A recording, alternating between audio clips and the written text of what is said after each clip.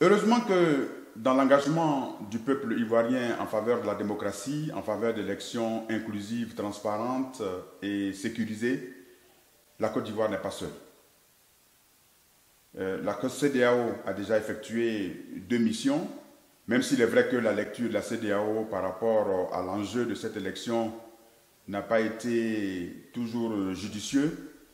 Il faut se réjouir de la récente intervention et de l'importante déclaration du secrétaire général de l'ONU qui a invité tous les acteurs politiques au rejet des discours haineux et de toutes les incitations à la violence d'inspiration politico-ethniciste.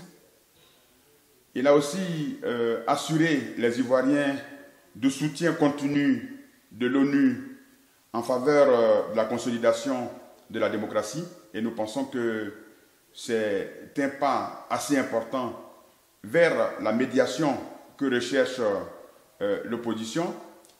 Il a indiqué sans fioriture la nécessité d'organiser des élections qui soient inclusives et pacifiques et tous ces souhaits, toutes ces recommandations de l'Organisation des Nations Unies participent de ce que souhaite et cherche l'opposition ivoirienne, de ce que cherchent les démocrates ivoiriens.